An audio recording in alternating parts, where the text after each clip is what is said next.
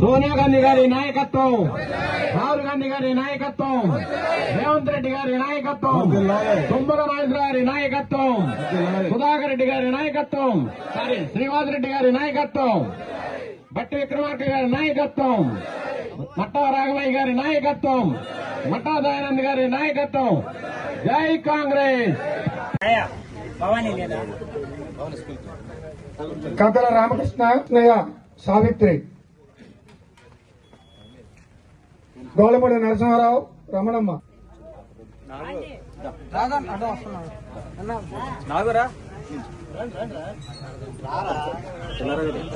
కొండా దేవదానం, నాగమణి,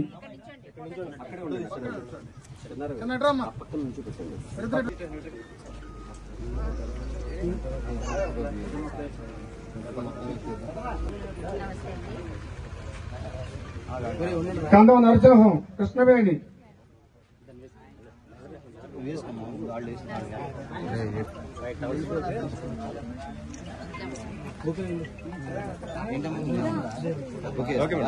కద్దల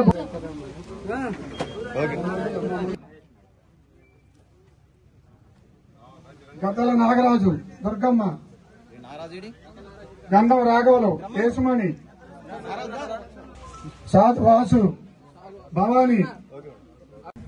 సిద్ధారం గ్రామంలో ఇంత భారీ ఎత్తున ఇందిరమ్మ రాజ్యం నచ్చి, ఇందిరమ్మ రాజ్యంలో రేవంత్ రెడ్డి గారి హయాంలో కాంగ్రెస్ ప్రభుత్వం చేస్తున్న సంక్షేమ పథకాలు జనాలందరూ మెచ్చుకుని కాంగ్రెస్ కు ఆశీర్వాదాలు ఇవ్వాలని వాళ్ళ భారీ ఎత్తున కాంగ్రెస్ పార్టీలో చేరుతున్నందుకు మీ అందరికీ కూడా హృదయపూర్వకంగా కాంగ్రెస్ కుటుంబంలోకి స్వాగతం పలుకుతున్నాను.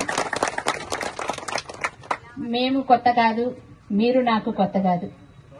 మా మ్యారేజ్ అయినప్పటి నుంచి నేను చూస్తూనే ఉన్నా. ఇక్కడికి వచ్చినప్పటి నుంచి కూడా మా అత్తయ్య గారితో గాని మా వారితో మాతో కూడా మీకు తరతరాల సంబంధం ఉంది. హాస్పిటల్కి వచ్చేవాళ్ళు, చూస్తుండేవాళ్ళు.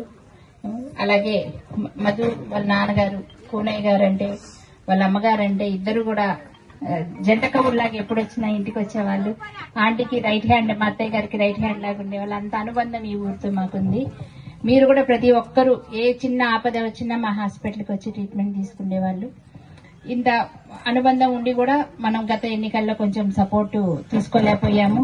కాకపోతే ఈ సంవత్సరాల కాలంలో కాంగ్రెస్ పనితీరు నచ్చి ఇవాళ మీరందరూ కూడా మాకు సపోర్ట్ రావడం అనేది చాలా ముదావహం, చాలా సంతోషకరంగా ఉంది నాకు కూడా. అలాగే ఇప్పుడు మీరు చూస్తున్నాం, సంవత్సరన్నరలోనే మనం కాంగ్రెస్ ప్రభుత్వం ఇచ్చిన మాట ఇచ్చినట్టు 6 గ్యారెంటీల్లో దాదాపు 5 గ్యారెంటీలు అయిపోయినాయి. ఇక పెన్షన్ ఒకటి ఉంది, అది కూడా త్వరలోనే వస్తుంది. ఎందుకు కొద్దిగా లేట్ అయిందనేది మీ అందరికీ తెలుసు. రాష్ట్ర ప్రభుత్వం చాలా అప్పుల్లో ఉంది. బీఆర్ఎస్ గవర్నమెంట్ చేసిన 7 లక్షల కోట్ల అప్పు, దానికి వడ్డీలు కట్టుకుంటూ అప్పు తీర్చుకుంటూ మళ్ళీ మనం ఇచ్చిన 6 గ్యారెంటీలు అమలు చేయడం అనేది కత్తి మీద సాములాగే ఉంది. అయినా కూడా మన రేవంత్ రెడ్డి గారు గాని, బట్టి గారు గాని, పొంగులేటి శ్రీనన్న గారు గాని, తుమ్మల గారు గాని శాయశక్తుల ప్రయత్నం చేస్తూ నిధులు సమకూర్చుకుని ఒక్కొక్క హామీ అమలు చేస్తూ వస్తున్నారు.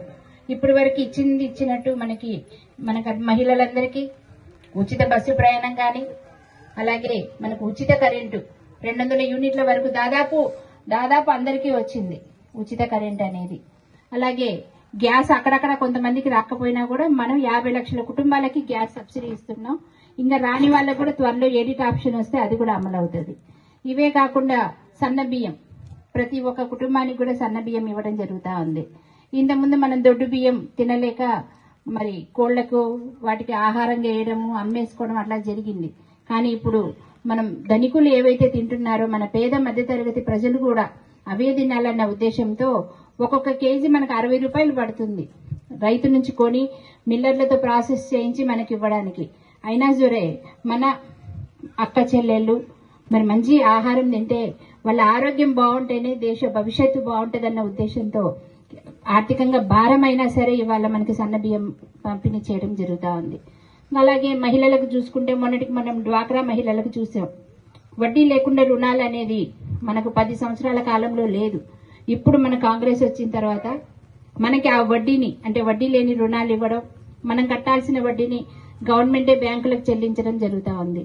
అలాగే డ్వాక్రా మహిళలకే మీ సేవా సెంటర్లు కానీ, టీ పెట్టుకునేది స్త్రీ టీ అని టీ సెంటర్స్ కానీ, క్యాంటీన్లు కానీ ఇవ్వడం, అలాగే ఇంట్రెస్ట్ ఉంటే కనుక వాళ్ళకి ట్రైనింగ్ ఇచ్చి ఇంకా ఏదన్నా చిన్న తరహా పరిశ్రమలు మరి వాళ్ళకి శాంక్షన్ చేయడం అనేది, ముఖ్యంగా మహిళలు ఎక్కువ ఉన్నారు కనుక చెప్తున్నాను, అవన్నీ చేయడం జరుగుతూ ఉంది.